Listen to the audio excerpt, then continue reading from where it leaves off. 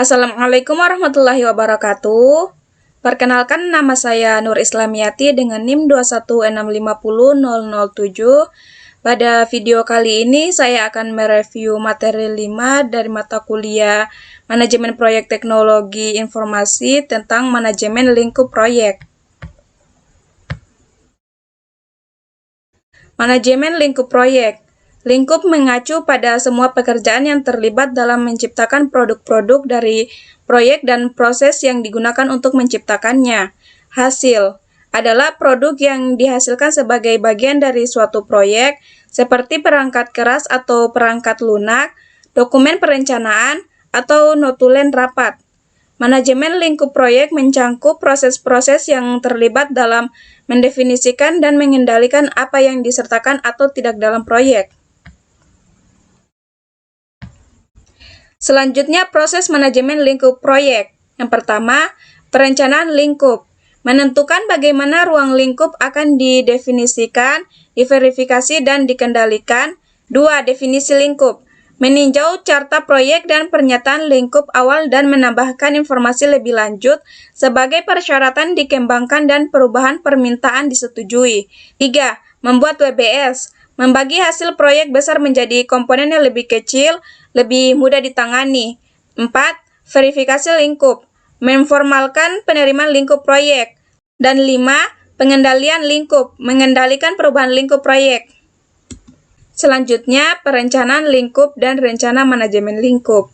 Rencana manajemen lingkup merupakan dokumen yang mencangkup deskripsi tentang bagaimana tim akan menyiapkan pernyataan lingkup proyek, membuat WBS, memverifikasi selesainya hasil proyek, dan mengendalikan perubahan terhadap lingkup proyek.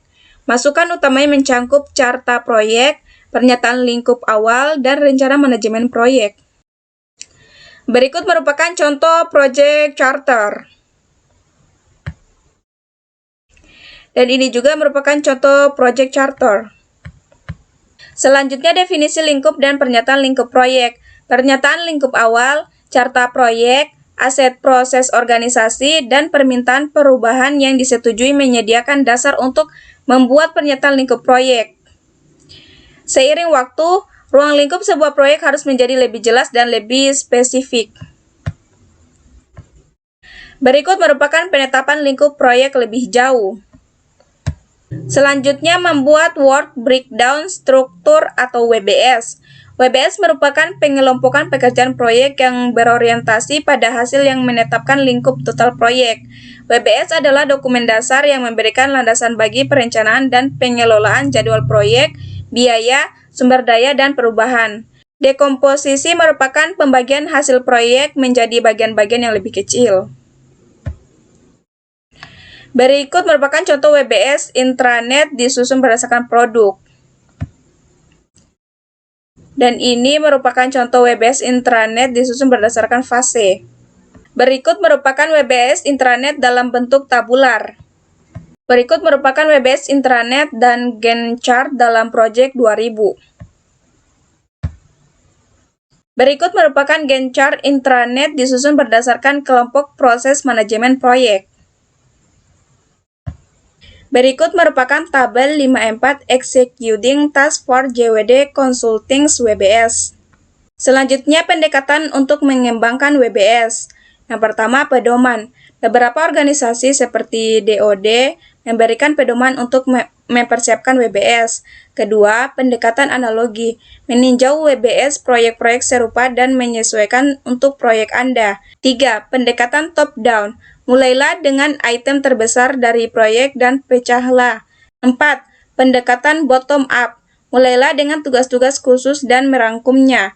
Dan 5. Pendekatan mid-mapping. Menulis tugas di format non-linear, bercabang, dan kemudian membuat struktur WBS. Berikut merupakan contoh pendekatan mid-mapping.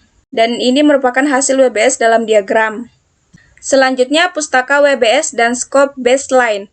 Yang pertama, banyak tugas-tugas WBS tidak jelas dan harus dijelaskan secara lebih rinci sehingga orang tahu apa yang harus dilakukan dan dapat memperkirakan berapa lama bekerja dan berapa biaya diperlukan. 2. Pustaka WBS merupakan dokumen yang menggambarkan informasi rinci tentang tiap butir WBS. Dan 3. lingkup proyek yang disetujui dan WBS-nya serta pustaka WBS membentuk skop baseline yang digunakan untuk mengukur kinerja dalam memenuhi sasaran lingkup proyek. Selanjutnya verifikasi. Yang pertama, sangat sulit untuk membuat pernyataan lingkup dan WBS yang baik bagi suatu proyek. Kedua, bahkan lebih sulit lagi untuk memverifikasi lingkup proyek dan meminimalkan perubahan lingkup. Dan ketiga, banyak proyek TI yang sengsara karena skop creep dan verifikasi lingkup yang buruk. Selanjutnya, pengendalian lingkup. Pengendalian lingkup melibatkan pengendalian perubahan terhadap lingkup proyek.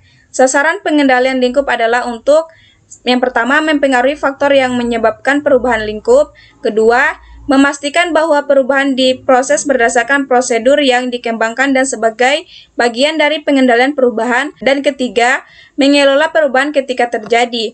Varians adalah perbedaan antara rencana dan kinerja aktual. Selanjutnya, rangkuman.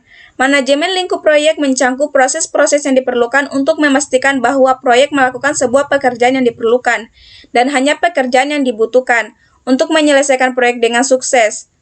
Proses utama mencangkup perencanaan lingkup, definisi lingkup, pembuatan WBS, verifikasi lingkup, dan pengendalian lingkup. Sekian review materi dari saya, lebih dan kurangnya mohon dimaafkan. Wassalamualaikum warahmatullahi wabarakatuh.